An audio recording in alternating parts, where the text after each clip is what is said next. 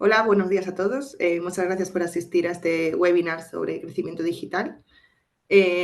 Nos gustaría, vamos a hacer una pequeña presentación sobre los contenidos que vamos a realizar y que estamos realizando a través del COE. Esta actividad está encuadrada dentro de las acciones que realizamos junto con la Comunidad de Madrid a través del Centro de Orientación al Emprendimiento, que está situado en Moratalaz y que seguramente hayáis recibido vuestras actualizaciones con el programa de las distintas acciones formativas que estamos realizando de manera presencial.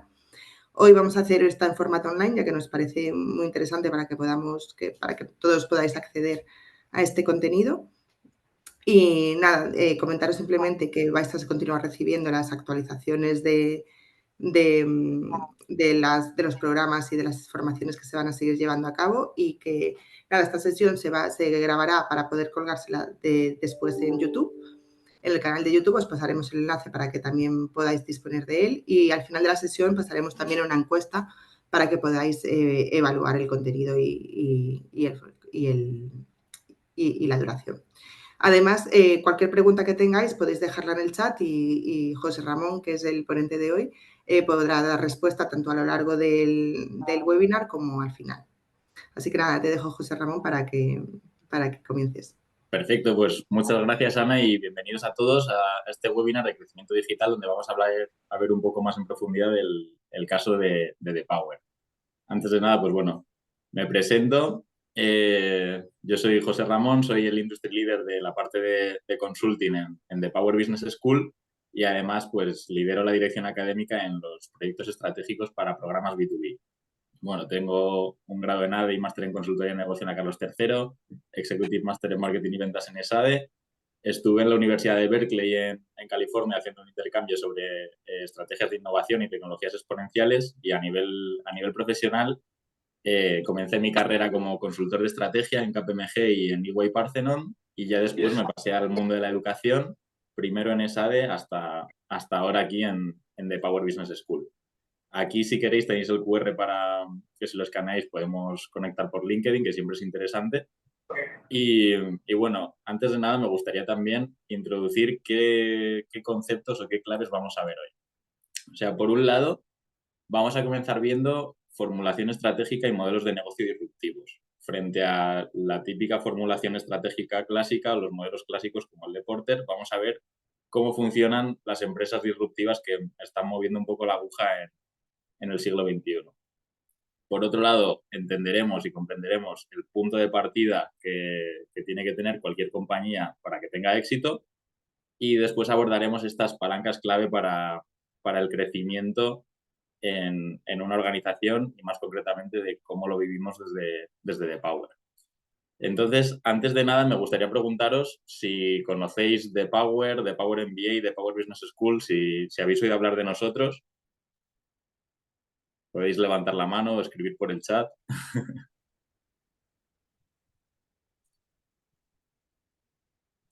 ¿No? Me dicen por aquí. Nadie nos conoce, no habéis visto, por ejemplo, hicimos bastante publicidad con Cabify, con Uber, etcétera. Salimos mucho en redes sociales. No. Sí, por aquí Carolina nos conoce. Menos mal. Vale, pues. Posible acuerdo de colaboración de prácticas informáticas. Ajá, interesante. Perdón, que he copiado, José, que he copiado algo, lo Vale, tenía digo. copiado en el portapapeles. Yo sí que os conozco en Vale, Power igual MBA. tenemos algún acuerdo O sea, común. además tenéis mucha información y muy interesante. Perfecto. Bueno, pues para los que no nos conozcáis, The Power, que ahora es nuestro nuevo branding, es una escuela de negocios fundada en 2017 por 4 founders españoles que identificaron que la educación tradicional de negocio pues necesitaba un cambio, ¿no? Es decir, la educación tradicional de negocios, si lo pensáis fríamente, sobre todo con respecto a los MBAs, era muy costosa tanto en tiempo como en coste. Es decir, entonces un programa MBA, sobre todo en las escuelas top, pues ronda los 70.000 euros, por ejemplo, ESADE, IS o en el IE, y además pues requiere mucho tiempo, incluso si es en formato executive de fines de semana, pues tienes que estar haciendo todos estos trabajos entre semana, luego el fin de semana lo inviertes en el máster y demás. Eso realmente reducía mucho la población, digamos, que podía abordar este tipo de programas. Entonces, el propósito con el que nació Power Business School era el de democratizar esta educación de negocio. Ahora mismo ya tenemos una escuela que, según Financial Times, es la escuela de negocios más disruptiva del mundo. Tenemos más de 120.000 alumnos en 120 países y trabajamos con bastantes o con algunas de las empresas líderes a nivel global, pues como pueden ser L'Oréal, Siemens, KPMG, EY, todo tipo de sectores y en multitud de localizaciones. Y realmente, ¿cómo logramos esto?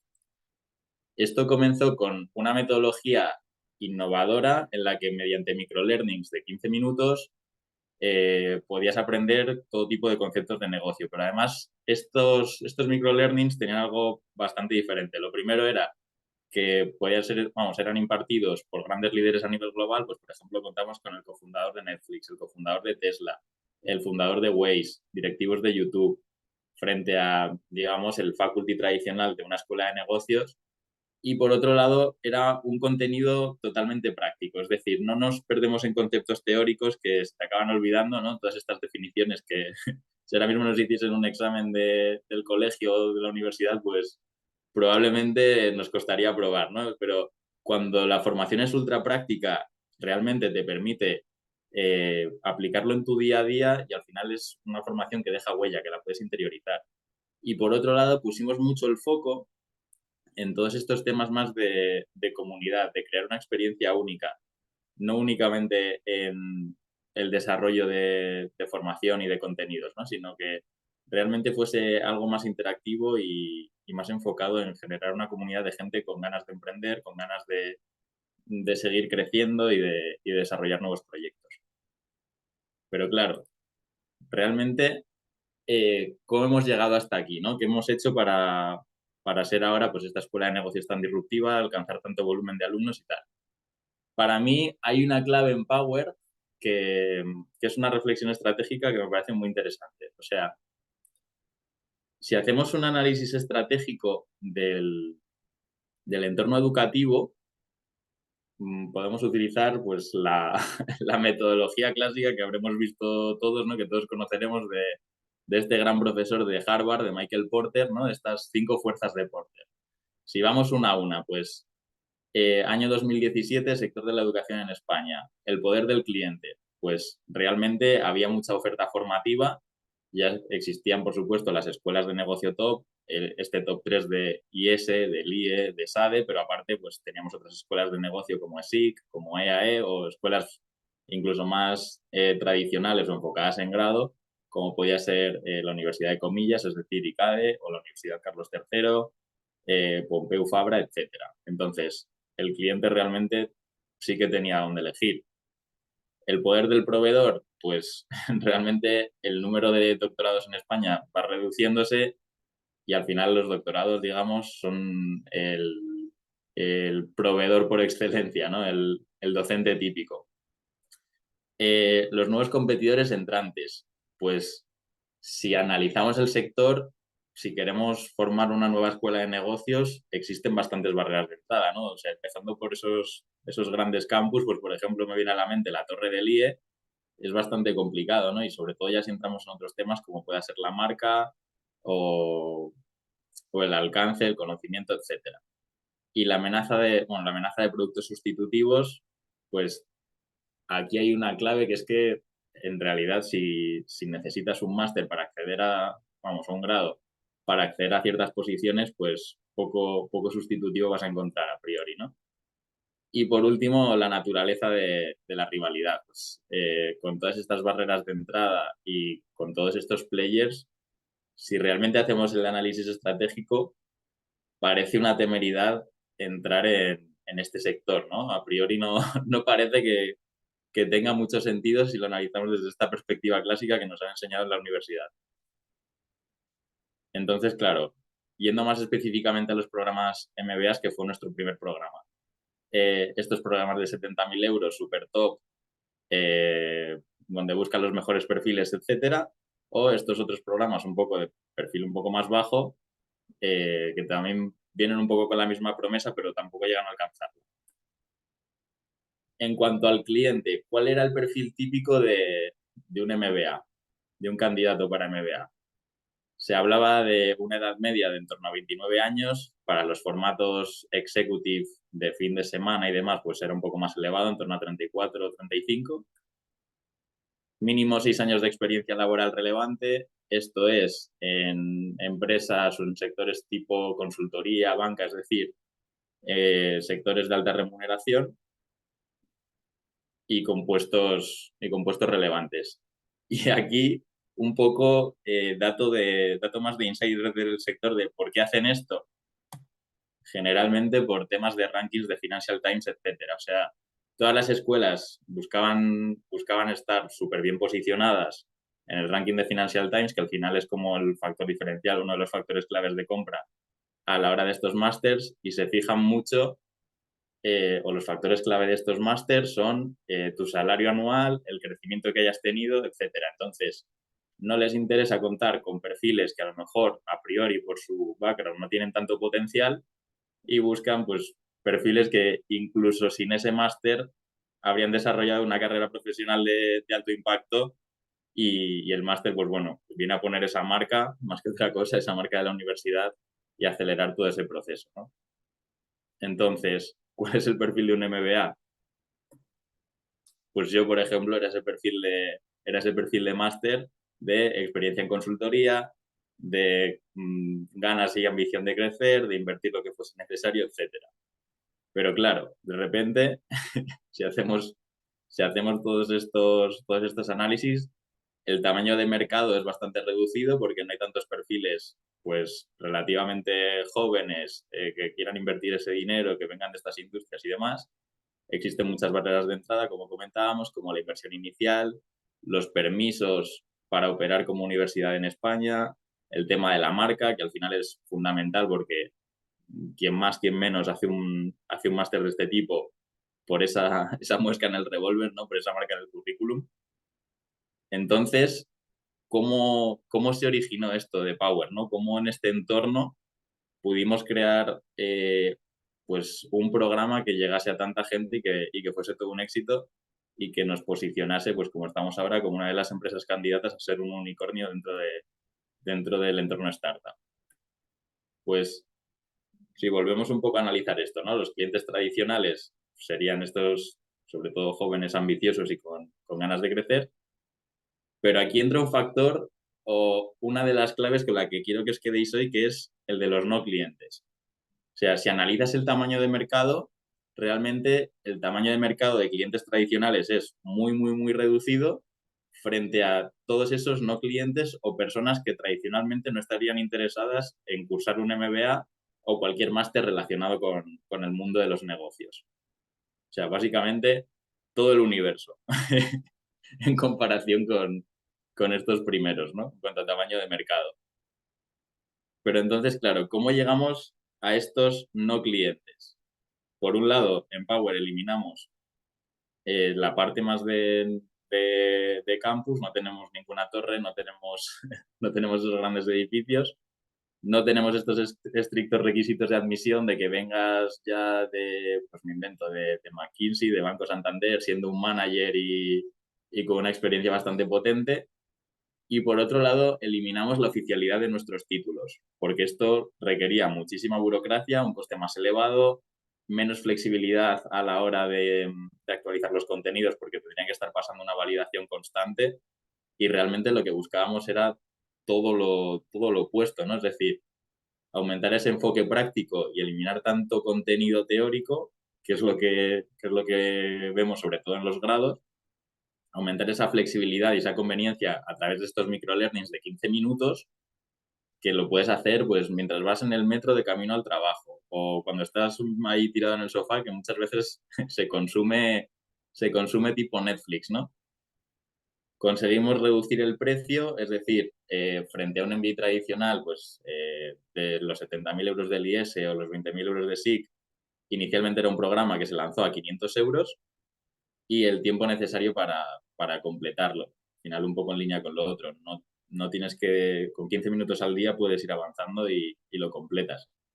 Aparte incorporamos grandes líderes a nivel global, es decir, nuestro faculty no está formado por doctores o por profesores tradicionales generalmente, sino que son grandes expertos, pues como comentaba, el co-CEO de Tesla, el cofundador de Netflix, etcétera. Y, por supuesto, casos de éxitos actualizados constantemente. Por ejemplo, si hablamos en términos de innovación, pues en cualquier universidad te contarán el caso de Kodak. Nosotros preferimos contar directamente pues, con gente que viene de Google X, que está trabajando con inteligencia artificial y te está contando cómo están consiguiendo transformar el mundo de los negocios. Y realmente, bajo este enfoque, lo que hemos conseguido ha sido un éxito en el mundo de los negocios, pero que ahora nuestra ambición es trasladarlo más allá, ¿no? Es decir, bueno, ya no tenemos únicamente la Business School, sino que tenemos una Tech School donde puedes aprender desde UX, UI, inteligencia artificial, Data Analytics, la Marketing School, donde orientamos, digamos, los conocimientos más de marketing digital frente a lo que puedes aprender en un máster de marketing tradicional, mucho más teórico y no tan adaptado a la realidad del día a día, a las herramientas con las que de verdad trabajan las empresas, FP, government, farmacia, salud, deportes, es decir, bajo esta misma metodología, bajo este mismo enfoque de democratizar la educación, realmente están surgiendo muchas verticales. Entonces, otra de las claves, toda estrategia implica renunciar a algo. Es decir, cuando lanzamos este programa de Power MBA de 500 euros, pues imaginad cuál era la opinión de todos estos candidatos de MBA tradicional que estaban dispuestos a pagar, pues eso, los 70.000 euros por acceder a ese título de alto prestigio, ¿no? Pues comentarios de todo tipo de, pero eso no es un MBA, es que eso no vale para nada, es que esto no tiene ningún sentido, frente a otros brand lovers, por así decirlo, que decían, pues es que estoy aprendiendo de una forma súper práctica, no me está requiriendo tiempo, la inversión no es nada del otro mundo y es verdad que con los casos prácticos tan actualizados, pues por lo menos estoy refrescando mi conocimiento.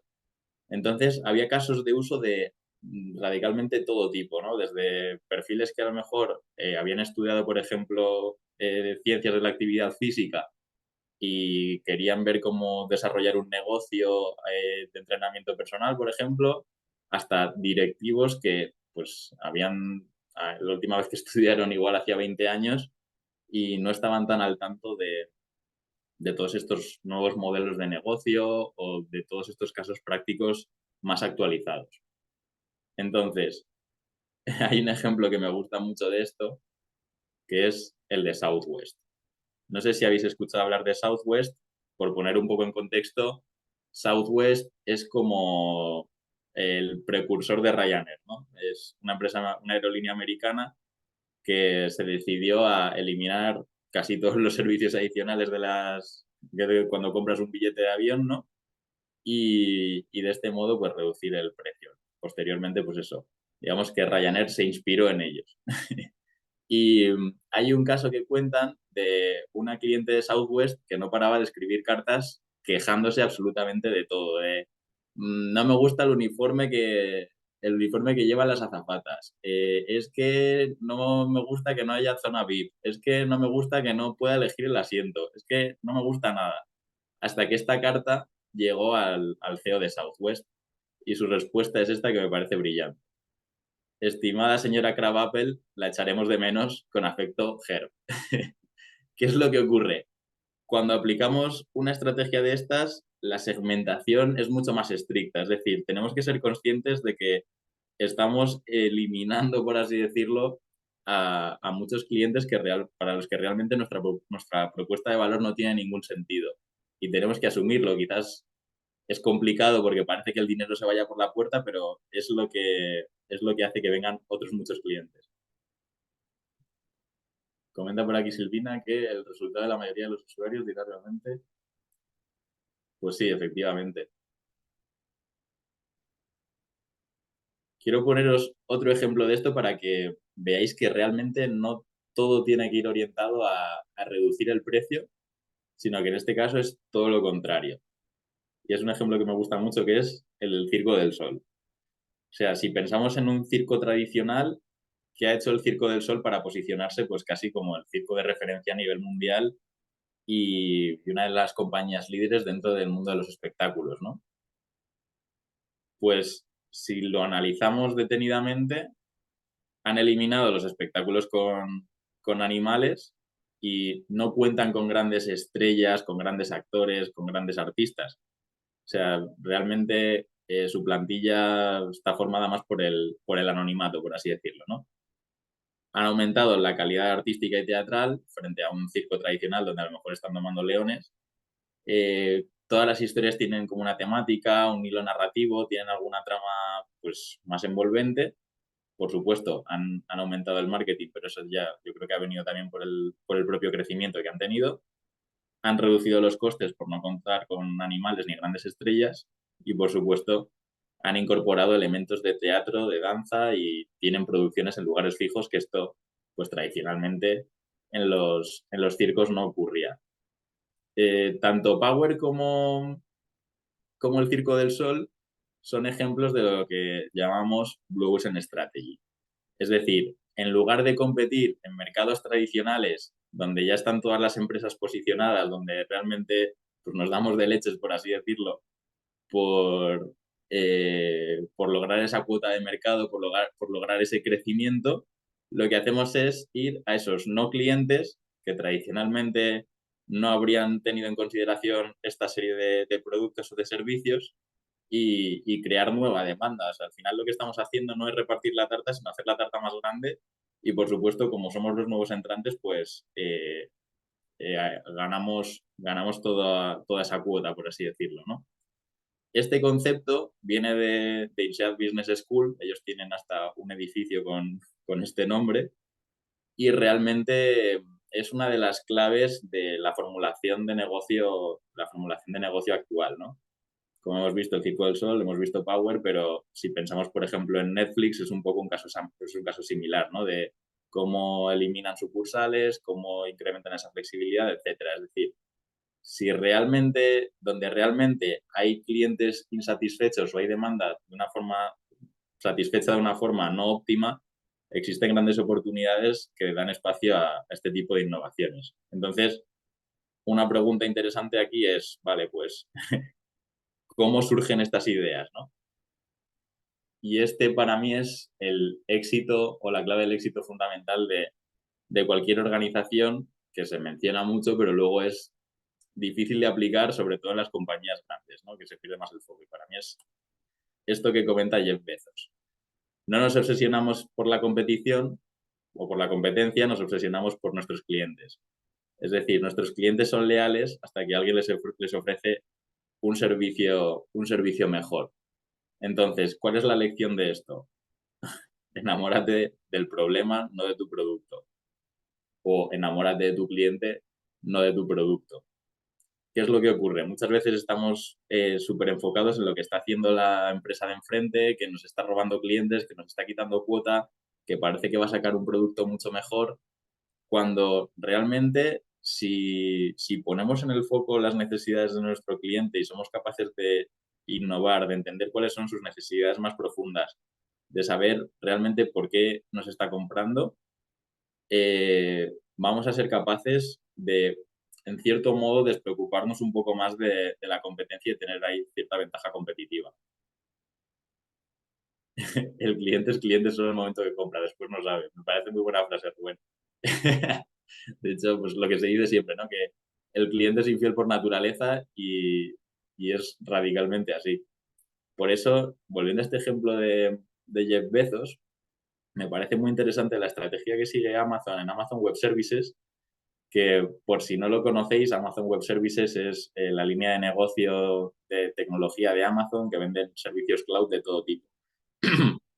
Pues principalmente en las grandes cuentas, Amazon o AWS lo que tiene es a personas responsables de analizar cuál es el consumo de cloud que hacen estas compañías y a identificar fórmulas para reducir ese precio que pagan. Es decir, en lugar de preocuparse por cobrar más y más y más, se preocupan de ver cómo cómo pueden estas empresas reducir el coste de cloud. Y si lo pensáis, es una estrategia bastante inteligente, ¿no? Porque si no lo hiciese AWS y se anticipase a esto, realmente lo estaría haciendo la competencia, pues Microsoft Azure o Google Cloud, por ejemplo, ¿no?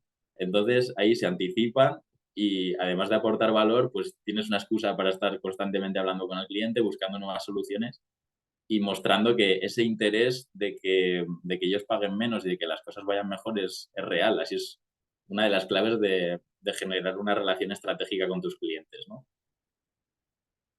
Llevado a nuestro caso de Power, realmente nosotros tenemos una obsesión muy, muy grande por nuestros clientes. Y ahora que estamos lanzando más y más productos, se convierte en algo casi enfermito, ¿no? Porque, claro, inicialmente teníamos Power MBA, después salió Power Digital Marketing, Power Sales, pero es que la previsión es que para finales de 2024 lancemos más de 35 productos y cada uno con un target pues un poco diferente.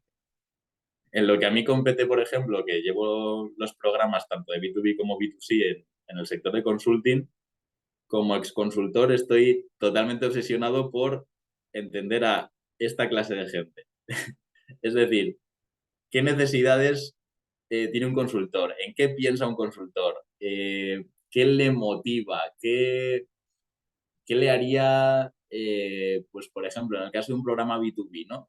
Si yo fuese un consultor en cualquier firma de consultoría, ¿qué me motivaría a mí a seguir desarrollando mi trabajo cuando, pues, a lo mejor estoy trabajando muchas horas, es mucha exigencia, cuando ya empiezo a escuchar cantos de sirena de otras industrias donde a lo mejor me ofrecen algo más de dinero y no trabajo tanto? Pues, en base a todas esas necesidades, a entender esos pensamientos, esas necesidades más profundas, diseñamos una serie de soluciones, ¿no?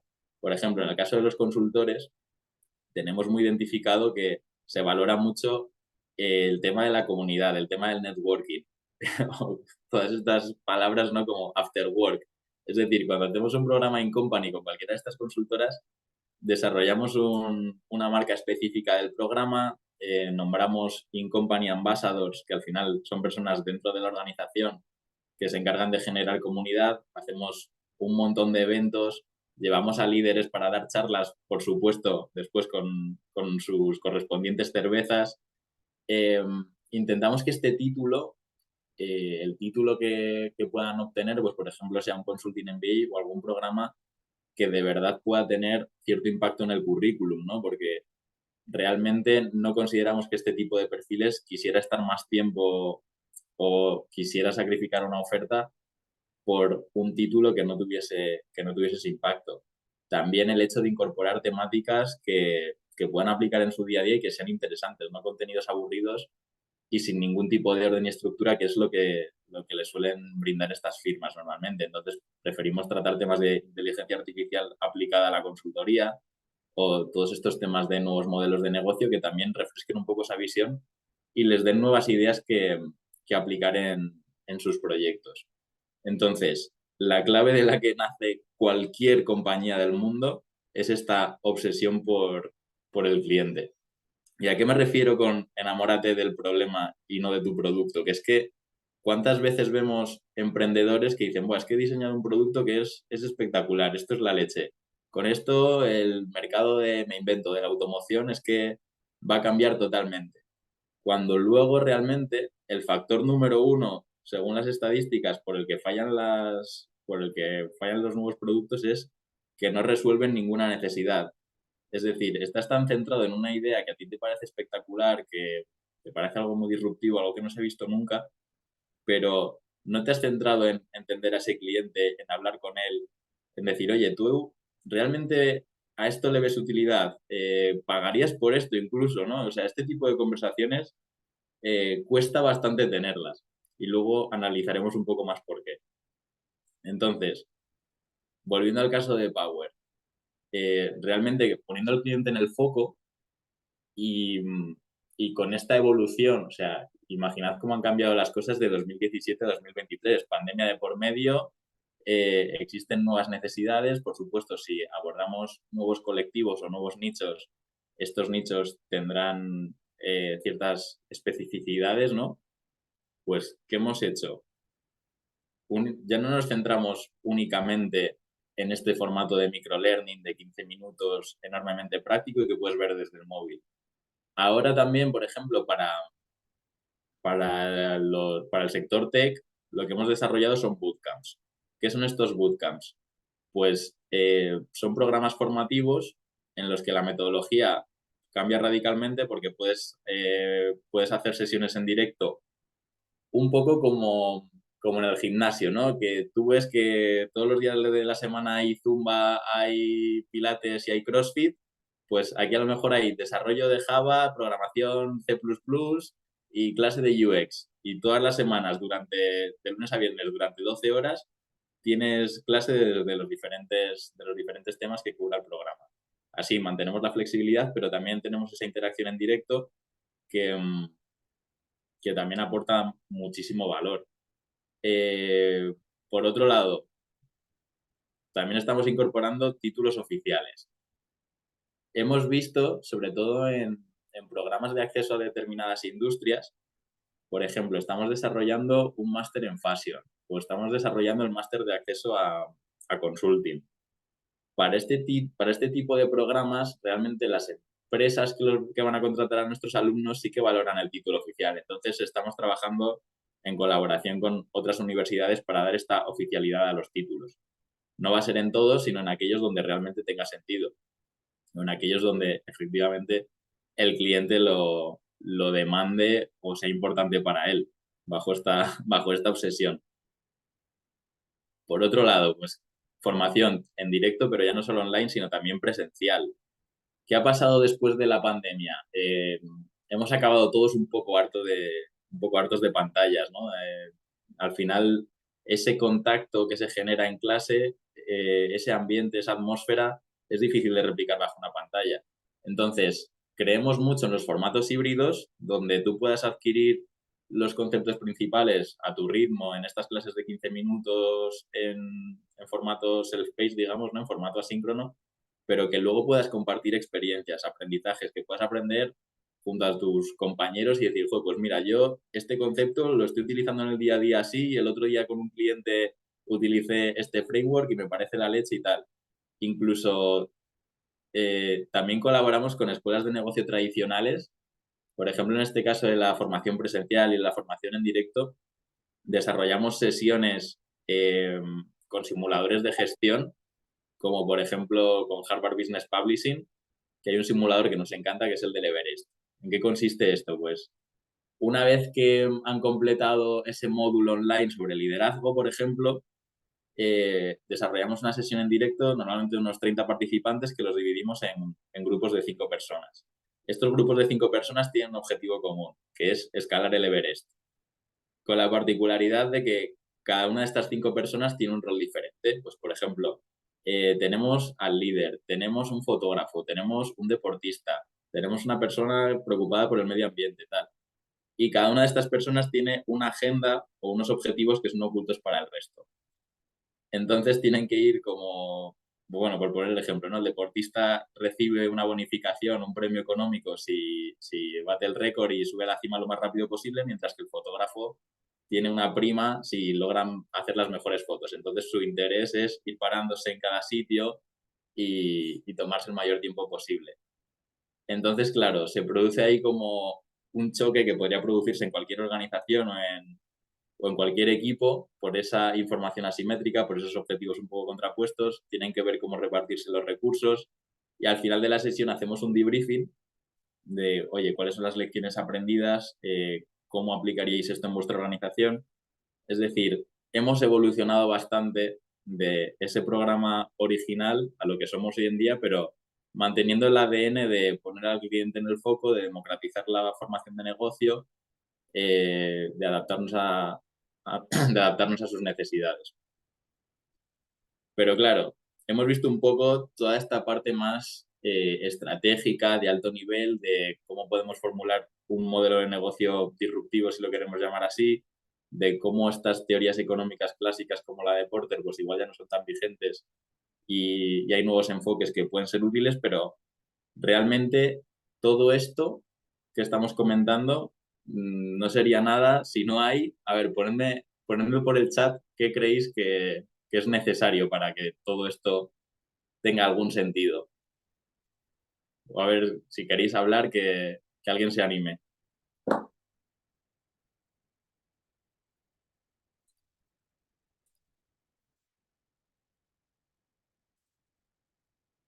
¿No se anima a nadie? ¿Qué creéis que es? Vale, financiación, clientes, vale.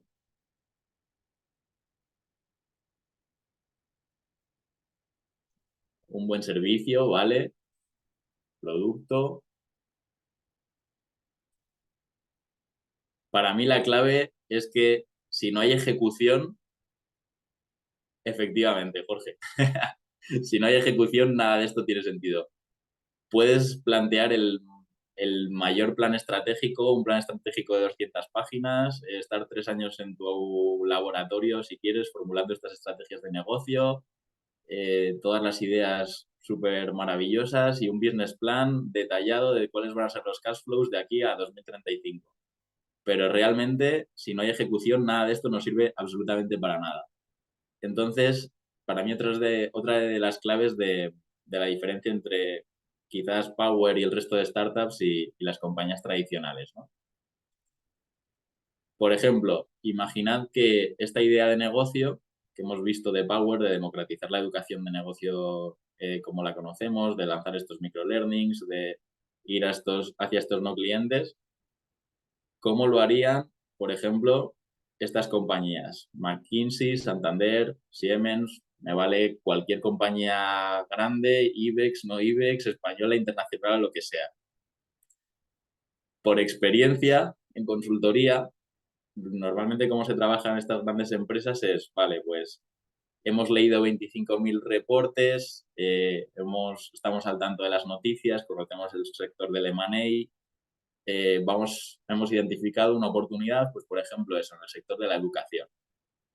Y comenzaríamos a hacer ese análisis estratégico, ¿no? De venga, pues vamos a entender cuál es el tamaño de mercado. Pues venga, el tamaño de mercado por población, por tal, es de no sé cuántos miles de millones. Vale, ¿quiénes son los principales players? Pues son este y este. ¿Y cuál es el entorno competitivo? Pues mira, la ventaja que tiene este frente a este es que tiene una mejor marca, pero no tiene tanto alcance global, no sé qué.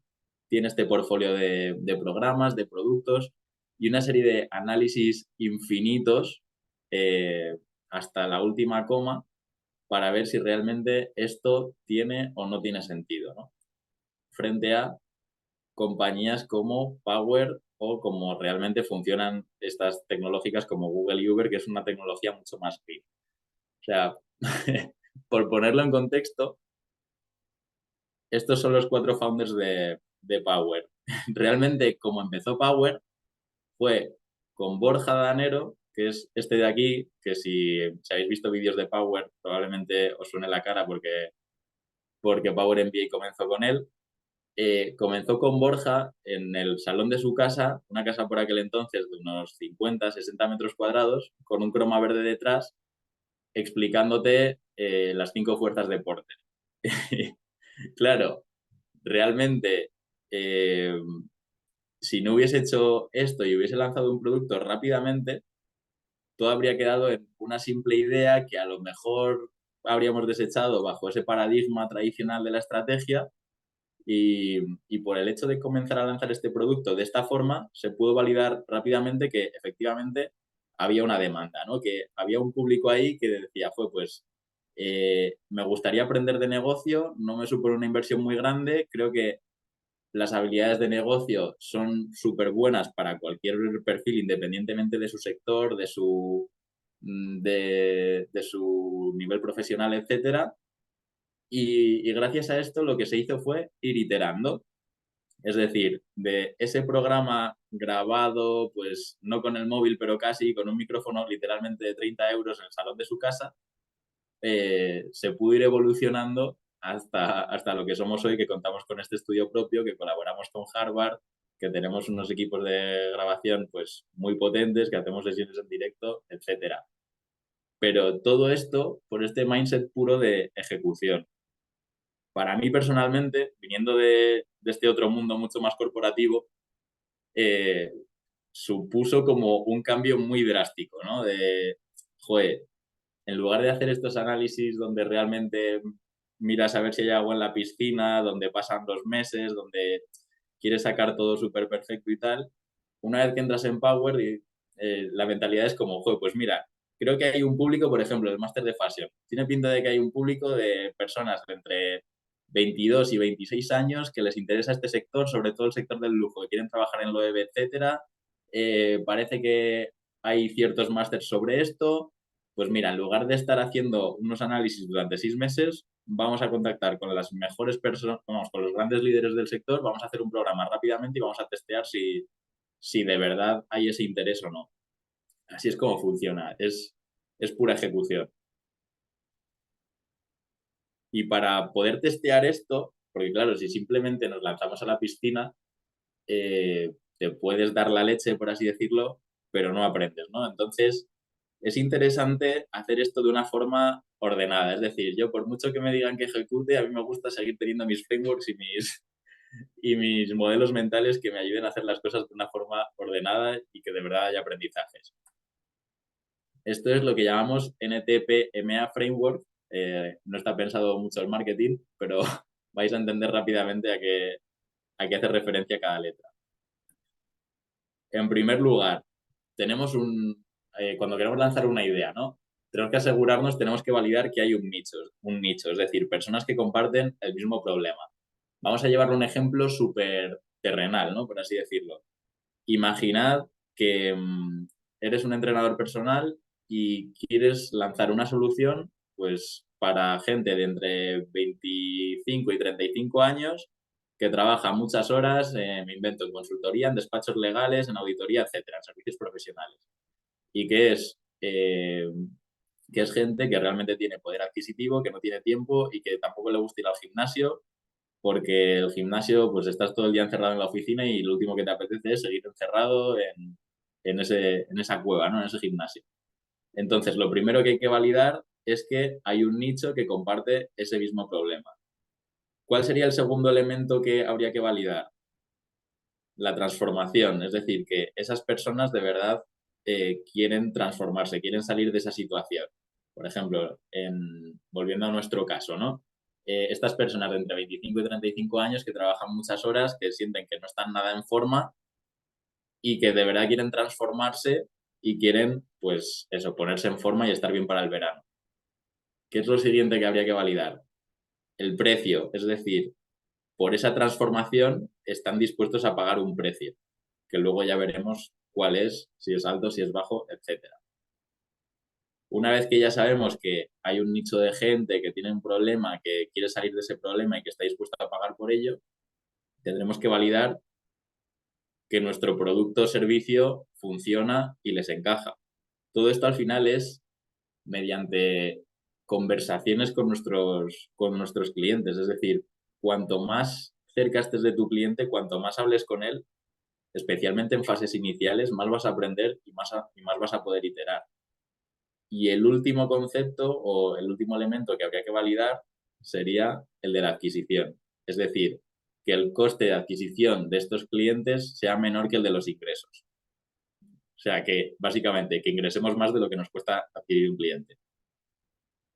Entonces, claro, si lo llevamos a nuestro ejemplo, el coste de adquisición podría ser que estuviésemos en la puerta de cualquiera de las 4 torres repartiendo flyers y a lo mejor ahí ya estamos tan en contacto con ese nicho que casi no necesitamos ni redes sociales, ¿no? Pero, por ejemplo, ¿qué ocurre cuando vamos a un nicho súper específico, súper concreto? Que a lo mejor resulta que cumplimos todo esto, es decir, cumplimos que existe ese nicho, que se quiere transformar, que quiere pagar por ello, que nuestra solución es muy buena, pero quizás lo que no estamos validando, bueno, no sé si estáis viendo bien la pantalla, lo que no estamos validando es el coste de adquisición. Es decir, si vamos a un nicho muy, muy específico, ese coste de adquisición va a ser muy, muy elevado. Entonces, probablemente esa idea habrá que desecharla. Aplicando esto, ¿realmente hay competencia? Pues si alguien nos dice que ha desarrollado una idea y que esa idea o que ese negocio no tiene ninguna competencia, huid de ahí muy rápidamente. Esa es una de las lecciones clave que hay que aprender. Siempre, siempre, siempre en cualquier idea va a haber competencia, pero muchas veces esa competencia no es tan obvia. Entonces deberemos fijarnos en misma audiencia, todo diferente, es decir, pues imaginad en este ejemplo de entrenamiento personal, ¿no? Pues esos jóvenes de 25 o 35 años que se quieren poner en forma y tal, pero a lo mejor en lugar de ofrecerles entrenamientos personales, pues les estamos ofreciendo planes de nutrición.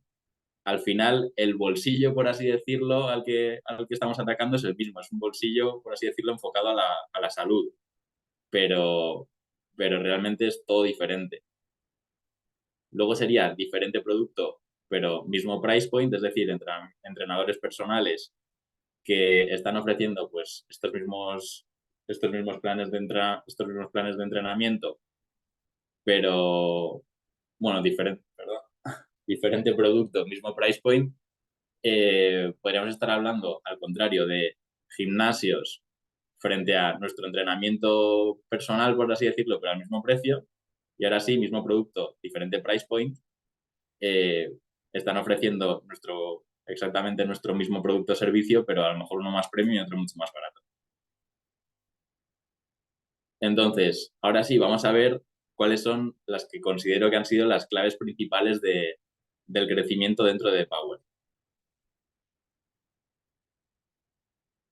Por un lado, lo que comentábamos, foco en la ejecución, que así minimizamos el tiempo del análisis y multiplicamos realmente el tiempo que pasamos aprendiendo sobre nuestros clientes.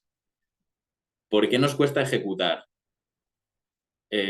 ¿Por qué creéis que ocurre todo esto? ¿Por qué creéis que la ejecución siempre es algo doloroso, que nos cuesta, que nos resulta muy difícil? Os leo por el chat.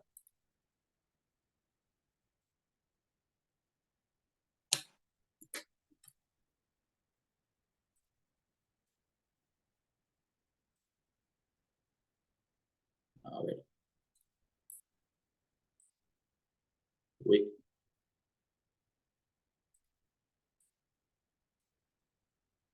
perdonadme que se ha ido la presentación.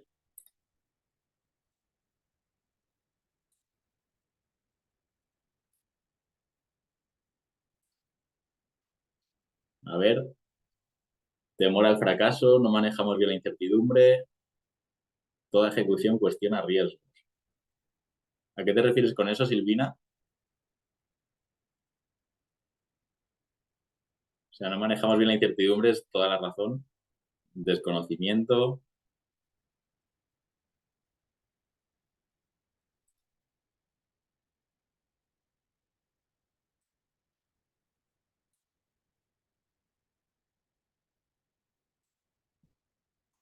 A ver. Para mí realmente hay tres claves por las que nos resulta muy complicado este proceso de ejecución y voy a ir de lo que creemos que es lo más racional, por así decirlo, o lo que creemos que es la realidad, a la que de verdad creo que es, o el que de verdad creo que es el problema más profundo de todos. Por un lado, la ejecución nos puede costar tiempo y dinero. Efectivamente, para ejecutar, para llevar a cabo una idea, vamos a tener que salir a la calle, probablemente tengamos que invertir en desarrollar ese producto o ese servicio, eh, tendremos esos costes de adquisición de cliente, es decir, tenemos que medir bien los riesgos porque efectivamente nos puede costar un disgusto, ¿no? Podemos perder recursos. Por otro lado, culturalmente mal visto, y esta es una diferencia súper importante entre España y Estados Unidos, por ejemplo. Aquí en España, cuando fracasamos o cuando nos equivocamos en un negocio, es como algo muy tabú, ¿no? Parecemos ya pues, unos fracasados que no saben hacer nada, que no tienen ni idea. Tu vecino casi hasta se alegra, parece, ¿no? Frente a la cultura estadounidense, esa cultura americana, sobre todo de esos clústeres como Silicon Valley, que realmente está mucho más normalizado, ¿no? Es que si realmente analizamos esa tasa de éxito de productos o de servicios, es que es muy baja. Es que no olvidemos que lo normal es fracasar, o lo normal es, más que fracasar, me gusta más decir, equivocarse y aprender. Y por supuesto, para mí, factor número uno de por qué nos cuesta ejecutar, el ego. Es decir, nos gusta sentirnos las personas más listas del mundo, las mejores, las más brillantes, las que saben todo sobre negocios, etcétera. Y realmente cuando estamos ejecutando, estamos poniendo todo ese ego, pues, o sea, todo ese conocimiento a examen, ¿no? Y muchas veces realmente tenemos que ser conscientes de que aunque hayamos hecho las cosas bien, hayamos seguido las metodologías paso a paso, etcétera, pues es que tenemos que normalizar que no todos los proyectos van a salir bien y no por ello vamos a ser peores personas o nos tenemos que sentir literalmente como lo peor del mundo. Entonces, solo hay dos opciones, ganar o aprender. A mí esto, por ejemplo, me costó mucho interiorizarlo al principio en Power, porque viniendo de este mundo mucho más corporativo, pues al final vas haciendo más apuestas sobre seguro, por así decirlo, ¿no? Llevas desarrollando el mismo proyecto, la misma idea, pues durante no sé cuánto tiempo y sabes que si haces A, B y C siempre va a salir bien. Los planes estratégicos, los planes de transformación, cualquier proyecto de consultoría lo has hecho tantas veces que el éxito va a ocurrir en el 99% de los casos, ¿no? En cambio aquí, cuando de repente surge la idea de vamos a lanzar un nuevo programa, vamos a lanzar un nuevo producto, asumes ese ownership total de, vale, voy a hacer todo lo que esté en mi mano, voy a mover cielo y tierra porque esto sea un éxito, pero es que a lo mejor realmente lo mismo, ¿no? Nos tiramos a la piscina y no había tanto agua como creíamos, pues no pasa nada, algo habremos aprendido por el camino. Por ejemplo, cuando abordamos el sector B2B, lo que ocurrió es que llevábamos un enfoque de venta muy parecido al de sector B2C, ¿no? Cuando realmente es radicalmente opuesto y decíamos, joder, ¿qué es lo que está pasando? Que no estamos dando con la tecla, que no conseguimos abordar bien este mercado y realmente te entra esa frustración, ¿no? De, joder, ¿qué estamos haciendo mal? Y a raíz de hablar con responsables de recursos humanos de todo tipo de compañías, con expertos del sector, con alumnos que hacen programas in company, con absolutamente todo el mundo, conseguimos entender al final que lo que necesitan estas compañías, lo que necesita este mercado B2B son soluciones mucho más a medida. Y entonces, ¿qué hicimos? Pues pivotar, cambiar radicalmente nuestro modelo en cuanto a diseño de programas, en cuanto a delivery, en cuanto a venta, etcétera, y lograr pues una metodología o un sistema mucho más efectivo que nos ha permitido crecer y entrar en grandes cuentas. Pero si no hubiésemos ejecutado y únicamente nos hubiésemos quedado en ese plan estratégico de venga, vamos a entrar en B2B, pues nos habríamos dado la leche y habríamos fracasado y ya está. Nada de iterar, nada, simplemente pues eh, el ego herido y todo mal. Otra de las claves del éxito, vinculado un poco con todo este tema de ejecución. ¿Cómo podemos testear ideas? Eh, realmente aquí hay literatura escrita para aburrir, diría, ¿no? Hay tantas ideas como compañías, pero me quedo con algunas que para mi gusto son súper prácticas y son las principales. La primera, sobre todo cuando ofrecemos servicios. Si estás comenzando, que de hecho el emprender a través de un servicio me parece una idea muy, muy buena porque el coste es mucho más bajo y todas estas ideas locas de voy a montar un modelo de plataforma o voy a montar un modelo súper escalable y tal, al final requieren mucho más dinero del que parece. Cuando empezamos emprendiendo con este tipo de ideas de servicios, si comenzamos ofreciendo un servicio gratuito, nos va a permitir entender mucho mejor qué es lo que de verdad valora el cliente, que puede ser radicalmente opuesto o puede tener matices importantes frente a esas ideas que podemos tener al principio. Además, esto, por supuesto, te va a permitir alcanzar un mayor volumen de gente interesada en tu servicio, que luego ya verás cómo terminas monetizando, ¿no? Pero sobre todo este aprendizaje inicial y esa experiencia ganada con los clientes, pues no tiene precio, ¿no? Por otro lado, la preventa, plataformas como Kickstarter. Cuando crees que hay un producto que puede ser revolucionario, que a lo mejor puede ser de alto riesgo y no lo ves del todo claro, plataformas como Kickstarter lo que te permiten es vender esa idea, vender ese diseño y ver si realmente hay gente interesada, ¿no? Que les vas a mostrar pues, ese diseño inicial, esa imagen, esos beneficios, esa propuesta de valor de tu producto y si realmente están interesados harán esa precompra. Si finalmente no llegas a ese número que habías marcado como para que realmente te saliese rentable el proyecto, pues se hace esa devolución y no pasa nada. Es una forma muy segura de validar una idea. Y por otro lado, ese MVP, ¿no? Ese producto mínimo viable, que muchas veces sobrecomplicamos y que queremos que sea un producto casi final.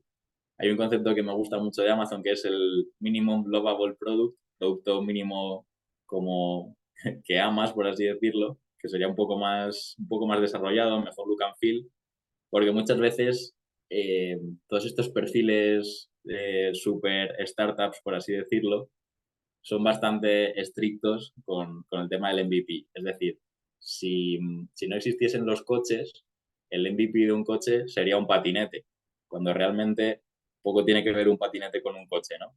Pues realmente ese minimum lovable product sería pues un coche, pero a lo mejor que subes tú las ventanillas a mano, sin aire acondicionado, tal, pero que realmente te permite probar bien esa experiencia. Por ejemplo, en nuestro caso, la diferencia entre ese MVP o ese Minimum Lovable Product es en algunos másters que hay un matiz que lo cambia todo, que es, por ejemplo, un máster de acceso al sector de la moda sería el MVP, pero el máster de acceso al sector de la moda en colaboración con Loewe sería ese Minimum Lovable Product, al menos a la hora de marketearlo, que luego pues a lo mejor no están todos los contenidos totalmente finalizados, seguimos iterando lo que son las tripas del programa, pero ya tenemos esa colaboración que nos permite testar si realmente hay mercado. A ver, veo aquí cosas en el chat.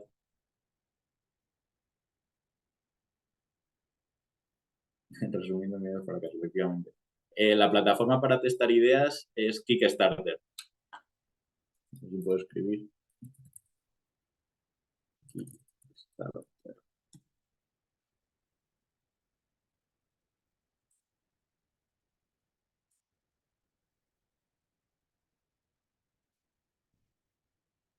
En definitiva, y esto me parece un concepto muy interesante, vía Goldfish.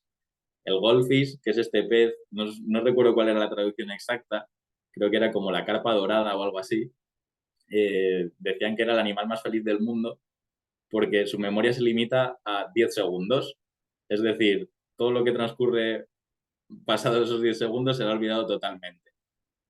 ¿Qué es lo que ocurre? Pues cuando estamos tan centrados en la ejecución, no debes dejar que esos errores o que esa trayectoria, digamos, te afecte a un plano que ya no seas, que afecta a tu rendimiento, por así decirlo. Esto es muy típico también en deportes como el golf o como el tenis, que pues, de repente fallas una bola y ya te crees que eres la peor persona del mundo, que no sabes jugar, que se te ha olvidado todo. Realmente este concepto de Goldfish me parece muy interesante porque se te olvidan estos fracasos y dices, vale, pues me quedo con los aprendizajes, vamos a lo siguiente y ya está. Y no nos quedamos ahí regodeándonos de ese error y de ese fracaso en cierto modo. Otro tema, la cultura. O sea, realmente todo esto que estamos comentando no sería posible si la propia cultura de la organización fomentase pues que está bien equivocarse y aprender, o sea, que realmente no te penalice ese error.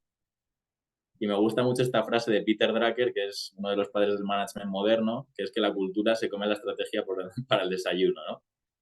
Por ejemplo, si lo llevamos a la vida más corporativa, ¿no? Si vamos a Banco Santander, BBVA o yo qué sé, incluso casi Técnicas Reunidas, cualquier compañía de estas gigantes, ¿no? Super macro. Muchas veces hablan de que quieren ser los más innovadores, de que quieren estar a la vanguardia, que eso queda fenomenal escrito en la página web, queda estupendo de cara a los clientes, pero luego, ¿qué es lo que ocurre realmente a nivel interno? Por un lado, todos esos incentivos o ese variable que suelen tener los directivos está hecho a corto plazo, es decir, está hecho por tus resultados a final de año, y cuando tú quieres innovar, la innovación ocurre más a largo plazo. Es decir, fallarás muchas veces hasta que des con la tecla y eso te habrá penalizado en el corto plazo un montón de veces. Y precisamente por estos objetivos va escalando hacia abajo, y si tú eres un contribuidor individual, digamos, si tú eres un empleado, por mucho que te digan, "Buah, tienes que traer ideas mucho más innovadoras, tenemos que ser más creativos, tenemos que ver cómo podemos crecer, tenemos que ver a qué países ir, etcétera", si tú sabes que se te va a penalizar tanto el error, realmente es muy difícil que ocurra esa innovación, ¿no? O sea, dices, sí, innova tú y que te den a ti la colleja. Yo sigo haciendo lo mío, que a mí es por lo que me pagas, mis incentivos van orientados a esto y no quiero saber absolutamente nada más. En cambio, en esta cultura más de startup, que también digo, no es ni mejor ni peor, es muy diferente, porque luego comentaré un poco en qué influye de una forma más negativa, por así decirlo, ¿no? Pero se premia mucho esa idea de, pues he visto que aquí puede haber oportunidad, ¿por qué no lanzamos algo súper rápido, lo testamos y si no funciona, pues mira, pues no pasa absolutamente nada, pues otra idea más que no ha funcionado, algo habremos aprendido por el camino, algún cliente o alguna oportunidad habremos visto, etcétera, ¿no? Lo que os comento de esta parte más negativa es que, claro, suena muy guay el ser innovador y el desarrollar nuevas ideas y todo esto, pero si eres una persona que valora mucho la estabilidad, por así decirlo, si no te gusta, no estás tan abierto al cambio, pues quizás prefieras trabajar en una compañía de estas más grandes y más consolidadas frente a trabajar en una startup donde realmente a lo mejor estás un mes desarrollando un nuevo producto que puede ser muy interesante, luego si ese producto fracasa te tienes que reinventar y tienes que incorporarte a otro proyecto radicalmente opuesto que te puede gustar más o te puede gustar menos, ¿no? Entonces, es necesaria esa cultura con sus partes positivas y sus partes no tan positivas. ¿Cuáles son las claves de este tipo de culturas? Por un lado, lo que se llama seguridad psicológica, es decir, puedo expresar abiertamente mis ideas, puedo dar nuevas ideas de negocio, nuevos proyectos, etcétera, que no se me va a juzgar y tampoco está en alto riesgo, por así decirlo, mi puesto de trabajo, salvo que líe una enorme, ¿no? Pero puedo tener esa tranquilidad de que estoy en un entorno pues inclusivo, donde se aprecian las nuevas ideas, etcétera. Por otro lado, esto va más orientado casi a equipos que a organización, porque estructura y claridad dentro de la organización quizás no tanta, pero estas organizaciones suelen trabajar en pequeños equipos donde sí está claro cuál es la responsabilidad de cada uno, ¿no? Pues, por ejemplo, nosotros en Power sí que está muy claro quién es el responsable de definir el sílabus de un programa, quién es el responsable de marketear esto bien, de venderlo, de que luego haya una coordinación entre todas las áreas. Si todos vamos a todo, realmente, por un lado, ni estamos poniendo en valor nuestras auténticas fortalezas y por otro lado, terminaría siendo un caos. Tercer aspecto, impacto del trabajo, es decir, que tú sientes que lo que estás haciendo en la compañía, que eso en lo que estás trabajando, realmente está generando resultados o está generando una transformación, ya sea en los clientes o en la organización. Y esto, sobre todo en comparación con empresas más grandes, que al final hay tantos departamentos y hay funciones como tan micro, es una diferencia enorme, ¿no? Entre ser tú el que asuma, por ejemplo, la responsabilidad de una P&L a estar en un proyecto con otras 1.500 personas donde no sabes muy bien cuál es la foto global, qué impacto está teniendo eso que estás haciendo en tu día a día y que te está consumiendo tantas horas, ¿no? Pierdes un poco ese sentido. Por otro lado, fiabilidad. esto es que, por ejemplo, si tú acuerdas con tu equipo que el viernes a las 3 de la tarde cada uno va a tener finalizada su parte, pues va a ser así absolutamente siempre. Y si no, pues por el camino pues habrá habido comunicación y tal, pero sabes que puedes confiar en tu equipo y que si tú haces tu parte, el resto también. Y por último, y creo que esto es muy importante, especialmente en nuestro sector, el significado del trabajo. Quizás si vas a esa pirámide de Maslow, donde ves primero esas necesidades básicas pues de tener alimentos, seguridad, etcétera, pues el significado del trabajo ya era esa cúspide donde buscamos la autorrealización, ¿no? Pero en un sector como la educación sí que es importante sentir que estás ayudando a miles de personas a crecer personal, profesionalmente, que estás generando un impacto positivo en el mundo y eso realmente marca la diferencia o mueve a la organización a hacer las cosas mejor. Y todo esto realmente no es que lo hayamos inventado en Power, esto es un estudio de Google que lanzaron hace aproximadamente 4 o 5 años, donde identificaban por qué dentro del propio Google había equipos que realmente eran de alto rendimiento y otros equipos pues que no funcionaban tan bien, ¿no? Decían, pues si todos son perfiles súper formados y solo cogemos a los mejores candidatos, ¿por qué ocurre que en unos sí y en otros no? Pues era por estas 5 claves. Os leo por aquí. Vale. Si tenéis alguna duda, si queréis que profundice en algún tema, decidme sin problema.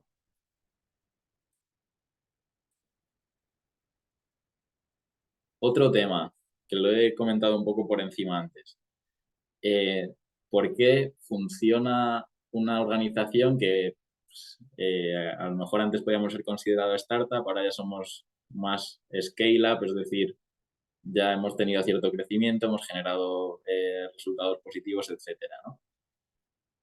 Yo aprendo mucho observando a los fundadores, a Borja, a Rafa, a Hugo, y es que cada uno se centra en sus propias fortalezas. Por ejemplo, Borja, que suele ser la cara visible de los programas, es una persona súper, súper creativa, como muy visionaria, que está siempre como pensando 5 pasos más allá, que realmente en lo que disfrutas en ese mundo de las ideas, ¿no? Por el contrario, por ejemplo, Rafa es mucho más práctico, más aterrizado al día a día, muy orientado a los resultados, a la parte comercial. Hugo tiene por poneros un poco de contexto, Hugo Arévalo también fue fundador de Twenty, de Globo, de Playtomic, bueno, de varias de las startups españolas más importantes de España y, por supuesto, esto le ha hecho generar una red de contactos brutal y un conocimiento y una visión para los negocios que en 5 minutos ha sido capaz de decirte si algo puede funcionar o no, ¿no? En ese sentido, es bastante brillante. Entonces, cada uno bajo sus fortalezas ha sido capaz de hacer crecer Power. Aquí hay un ejemplo que me encanta, que es el de Rafa Nadal. Comentaba su tío Tony que antes de la final de Wimbledon de 2008, que fue uno de los partidos más épicos de todo, tuvo una conversación con Rafa y le dijo, bueno, pues vas a jugar contra un tenista suizo. Este tenista suizo, la verdad es que es bastante bueno. Si lo analizamos detenidamente, este tío saca mejor que tú, la derecha es bastante mejor que la tuya, el revés es, diría, mucho mejor que el tuyo, la volea mejor ni hablamos y dijo Rafa, vale, para, o sea, ¿qué me estás queriendo decir? ¿Que no salga a jugar siquiera o qué? No, lo que te estoy queriendo decir es que le vas a tener que echar el triple de ganas que él y que vas a tener que correr y luchar, pues eso, como un loco, ¿no? Entonces, céntrate en tus fortalezas, en lo que te da bien, que a cabeza y a garra, pues sí que le puedes ganar. Y eso es lo que estamos haciendo, por ejemplo, cuando vamos a estos programas más de B2B, donde estamos compitiendo con grandes escuelas de negocio, tanto a nivel nacional como a nivel internacional.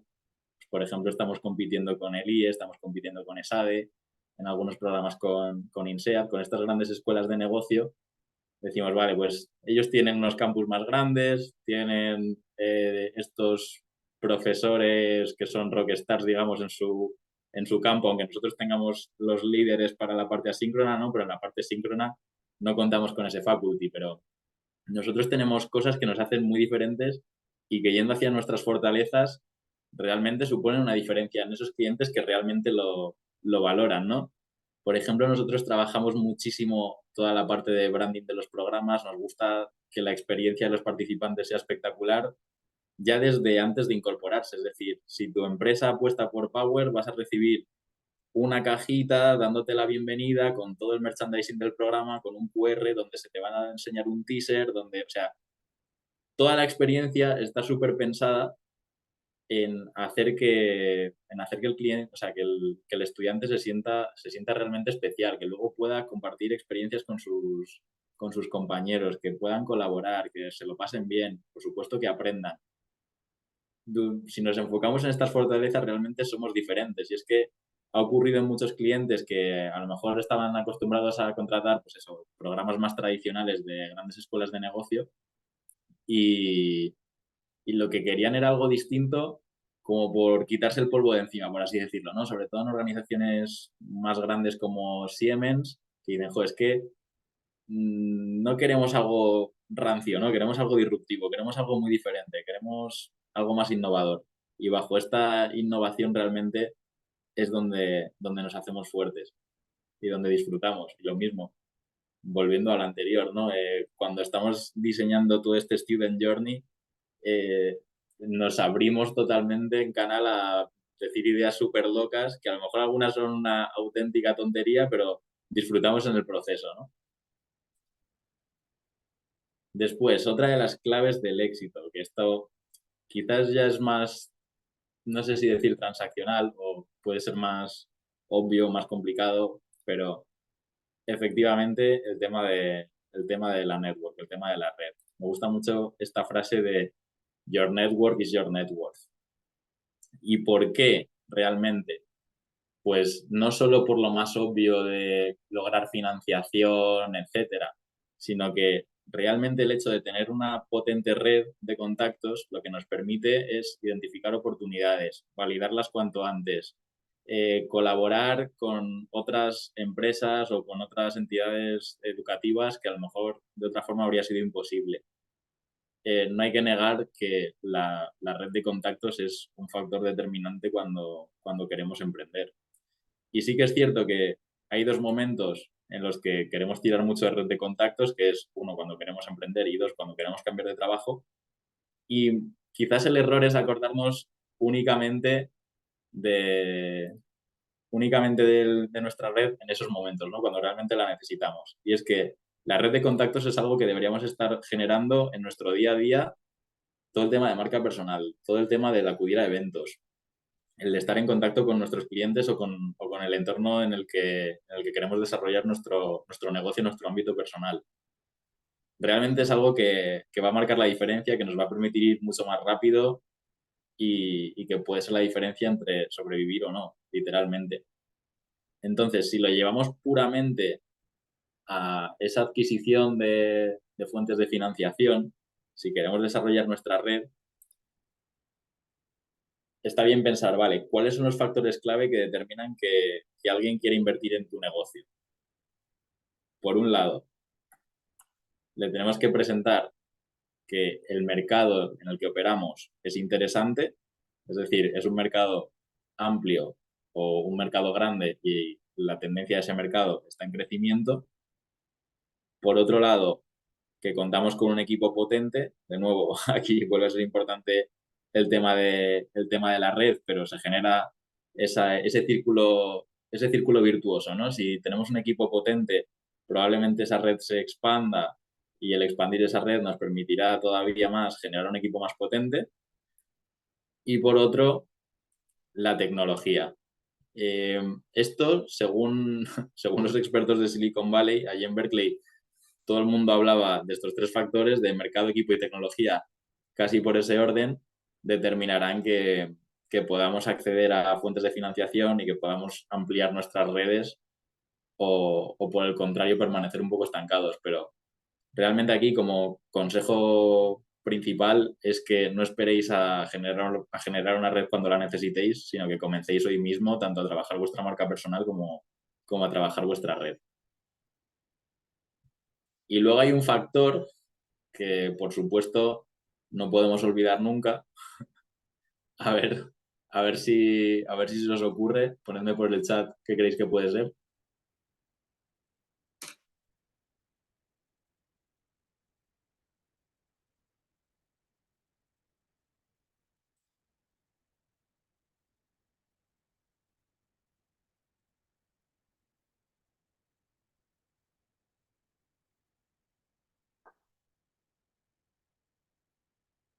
O sea, es un factor que va a ocurrir independientemente de lo que hagamos. Siempre va a estar presente. A ver si se os ocurre qué puede ser. Tiempo. Bueno, el tiempo también es un factor clave, desde luego. De hecho, ganas, continuidad.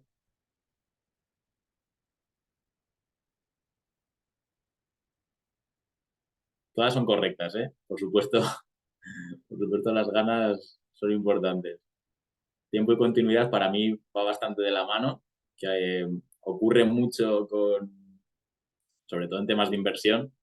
Si os suena Warren Buffett, dicen que el 90% de su patrimonio neto lo generó a partir de los 65 años. O sea, al final es algo que mantuvo constante a lo largo del tiempo hasta que finalmente dio sus frutos. Resiliencia, para mí también va asociada con continuidad y tal, es correcta, pero no nos olvidemos no nos olvidemos de la suerte. Por ejemplo, llevada a Power.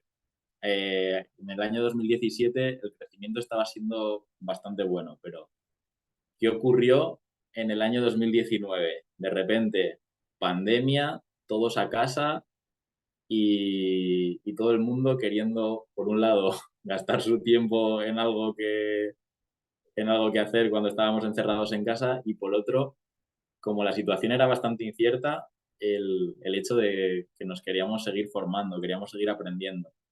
Entonces, dentro de toda la tragedia que fue la pandemia, fue un acelerador exponencial del modelo de negocio de Power.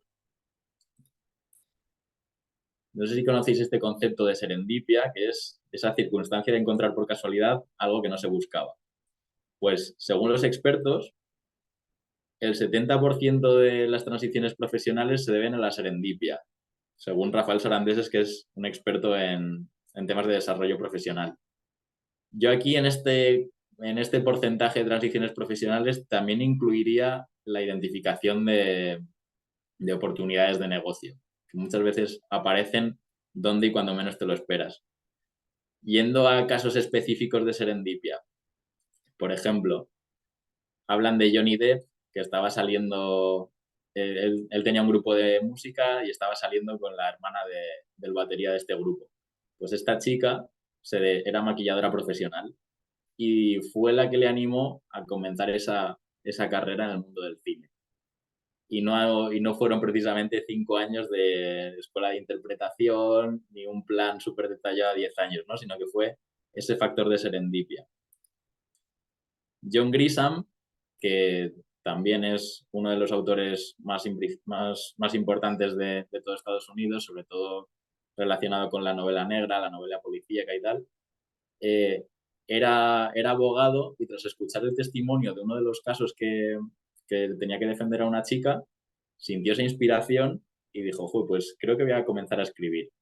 Y hoy en día es uno de los autores con más bestsellers a nivel internacional.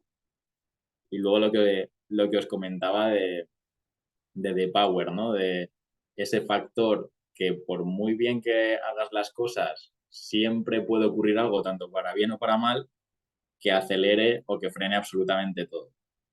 Pero claro, ¿qué pasa con la suerte? O sea, si nos centramos únicamente en trabajo duro, trabajo disciplinado, probablemente llegaremos a buenos resultados.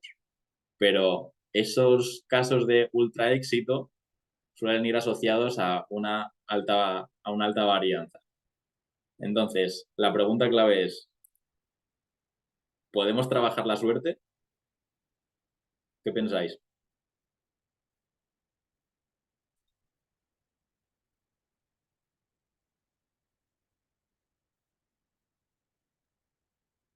Sí se puede, dice Rubén.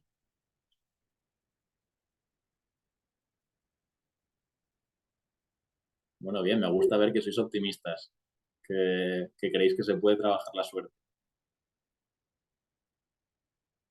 Entrenándonos.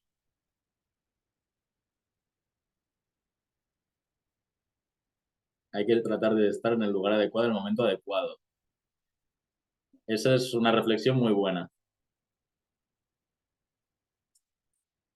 Pues realmente el factor clave es lo que los expertos los expertos del siglo XXI, tanto en desarrollo profesional como en temas de negocio, llaman estar preparados para la suerte. ¿Qué incluye este estar preparados para la suerte? ¿O a qué se refiere? A que cuando llegue una oportunidad seamos capaces de subirnos a ese tren porque hemos trabajado durante X periodo de tiempo para ser capaces, uno, de identificarla y dos, de explotarla correctamente, ¿no? Entonces, cuanto más trabajemos en nosotros mismos o en nuestro negocio, mayor será ese área en el que puede impactar la buena suerte. Entonces, ¿cómo nos preparamos para la suerte? Por un lado, con la formación. La creatividad no viene de la nada, es decir, para tener una idea muy buena en un campo determinado tienes que tener cierto expertise y, y ser capaz de conectar los puntos. Pero claro, si a mí me dicen, por ejemplo, que innove en el campo de la física cuántica, probablemente lo llevaré muy mal porque no tengo la menor idea, ¿no? Pero cuando ya has adquirido muchos conocimientos, muchos puntos de vista en un campo que generalmente te apasiona y sobre todo disfrutas con ello, es donde viene esa creatividad y esa identificación de oportunidades. Pero claro, la formación es solo un paso. También hace falta esa experiencia. Por ejemplo, en el caso de Power, pues lo que os comentaba antes, Hugo ya venía de 20, de Globo, de Jovan Talent, de Playtomic. Es decir, ya había pasado por ese proceso de fundar una compañía, sabía cuáles eran los errores típicos que se suelen cometer en las startups, es decir, el hecho de conocer, por eso se habla tanto de la metodología del caso, ¿no? De aprender de casos de negocio de otras organizaciones para trasladarlo a tu realidad. Esa experiencia te va a permitir identificar y desarrollar nuevas oportunidades. Lo que os comentaba del network, por supuesto, el estar siempre pues, conociendo nuevos contactos y tal, pero yo lo resumiría en algo muchísimo más fácil, que es el movimiento. Es decir, si estamos constantemente aprendiendo, estamos constantemente eh, probando nuevas cosas, estamos constantemente yendo a eventos, generando esa red, teniendo inquietud, leyendo, etcétera. O sea, al final ese propio movimiento, esa inercia, va a hacer que estemos preparados para la suerte cuando tenga que llegar. Y esto creo que es uno de los puntos más importantes de los que vamos a hablar hoy, ¿no? Que realmente tenemos que estar en constante movimiento, haciendo que las cosas sucedan para multiplicar esas probabilidades de que la suerte nos impacte de forma positiva. Así que grabaros esto de preparados para la suerte, que es algo que tanto si queréis emprender como si queréis crecer profesionalmente, en algún momento u otro va a ocurrir. Y luego, por último, me gusta mucho esta frase que viene de una carta a los inversores de Jeff Bezos, que dice que al final los rendimientos superiores suelen venir de las apuestas que van en contra de la sabiduría convencional. Por ejemplo, criptomonedas, ¿no? Por llevarlo a algo que conocemos casi todos, ¿no? Que la probabilidad de que salga bien es bastante pequeña y la sabiduría convencional te dice que no inviertas, pero es cierto que la sabiduría convencional suele tener razón. ¿Qué pasa? Que en el tema del emprendimiento, en el tema de las startups, todo esto es realmente asimétrico, ¿no? Es decir, tú puedes asumir un riesgo relativamente bajo, pero luego la probabilidad de impacto puede ser exponencial frente a, por ejemplo, pues eso, lo que dice él, si estamos jugando al béisbol, por muy bien que lo hagamos, no vamos a ser capaces de hacer 4 carreras. En cambio, en el mundo de los negocios, si realmente damos con la tecla, hemos ido probando, hemos ido aprendiendo, experimentando, realmente entendemos a nuestro cliente, hemos dado con ese nicho que se quiere transformar, que quiere pagar un precio, que con ese mecanismo que le soluciona la vida, con esos costes de adquisición, realmente el beneficio es asimétrico con respecto a lo que hemos invertido. Por eso os animo a seguir aprendiendo pues, de todos estos temas, tanto de negocio, de desarrollo profesional, porque, como os comentaba, en el largo plazo estaremos preparados para la suerte y lograremos hacer que las cosas ocurran. Así que, por resumir un poco, me gustaría que escribierais en el chat pues, con qué os quedaríais de esta sesión, qué cosas habéis aprendido o algunas, por supuesto, todas las dudas, preguntas que tengáis. Aquí estoy para atenderos.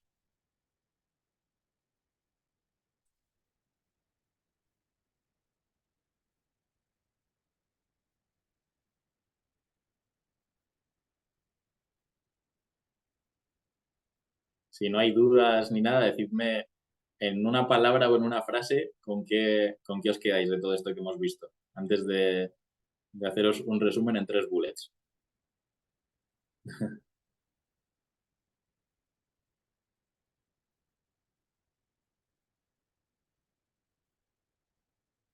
Aprendizaje y ejecución. Efectivamente. Aunque dé vértigo, aunque nuestro ego, por así decirlo, esté en juego, estar preparado y abrir los ojos a oportunidades, fundamental. Y al final, cuando, cuando estás muy enfocado en algo, tiendes a ver esas oportunidades. O sea, suena como muy metafísico, pero es pura psicología. Es como cuando, por ejemplo, te quieres comprar un coche y de repente solo ves ese coche por la calle, ¿no? Pues es un poco lo mismo.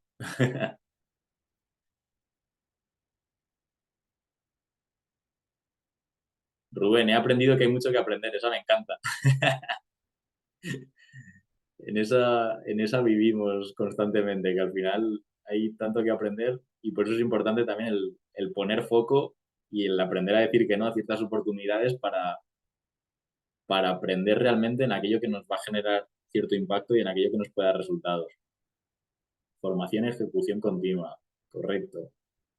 Prepararme para lo que viene, estar donde pueda surgir la suerte y aprovechar cualquier oportunidad. Me gusta mucho esa, Carolina. No tener miedo y ejecutar, efectivamente, Natalia. Fracaso es crecimiento. Pues sí, es que realmente más que... Es que fracasar suena muy duro, ¿no? Pero sí, es que nadie aprende o es muy raro aprender de las victorias. Generalmente cuando aprendemos es cuando nos equivocamos. Entonces hay que verlo casi como esa oportunidad. Que oye, si tienes una idea y sale todo fenomenal, pues, pues estupendamente, ¿no? Pero, pero que hay que dejar de estigmatizar ese fracaso, entre comillas, ¿no? ¿Y cómo podemos saber si a lo mejor no es el negocio? Vale, Jessica, para saber si a lo mejor no es el negocio, yo me centraría en lo que hemos visto antes de, vuelvo muy para atrás,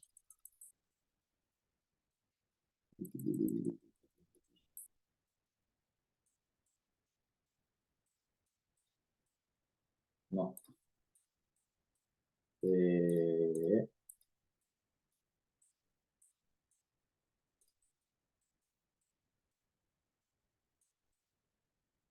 ¿por dónde estaba? Aquí. Para saber si a lo mejor no es el negocio, la clave, más allá de que aquí te presente un framework que a mí me encanta y que creo que es súper útil, la clave es el ir validando ideas, validando hipótesis, viendo que cada paso de cada parte de ese modelo de negocio funciona, ¿no? Por un lado, el validar que efectivamente existe ese nicho o ese mercado, pues, por ejemplo, puedes ir a... Es que depende tanto del negocio, puedes ver si hay asociaciones por ejemplo, me invento, de ciclistas o de cualquier tema, del tema en cuestión, ¿no? Si hay asociaciones, si en LinkedIn hay gente interesada en eso, o en Instagram, ya hay comunidades de ello. Por otro lado, la transformación, que quieren transformarse, tienes que validar eso hablando con tus clientes casi cuanto antes, abordándolos, pues puedes hacer desde focus groups, desde lo que decíamos antes de ofrecer ese servicio gratuito y ver si realmente están interesados en cambiar. Que a lo mejor hay gente que dice, mira, yo lo que hablábamos antes con este ejemplo, ¿no? De gente entre 25 y 35 que trabaja muchas horas en la oficina y no está en forma. Pues a lo mejor de repente hablas con ellos y dicen, pues mira, yo no estoy en forma, pero es que tampoco me interesa tanto, yo con comer medio bien y tal, no quiero estar súper fuerte. Pues ahí ya validarías que quizás esa idea no es la mejor del mundo.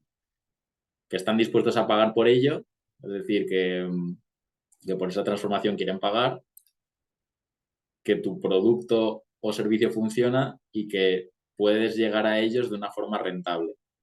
Realmente con estos pasos es como puedes validar si el negocio es válido o no es válido. Luego ya te digo, dentro de este mundo startup hay muchísima literatura para validar estos modelos de negocio. Yo antes he dado 3 que me parecen como los más prácticos y los más sencillos, que eran estos de aquí, tanto el servicio gratuito como la preventa a través de plataformas como Kickstarter o la creación del MVP, pero puedes encontrar cientos de ideas.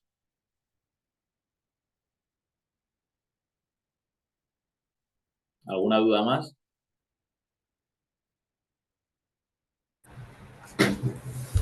Muchas gracias, José Ramón. Muy interesante. Al final nos hemos extendido, cosa que es buena, y la gente ha preguntado mucho, lo que al final siempre es muy beneficioso para toda la dinámica.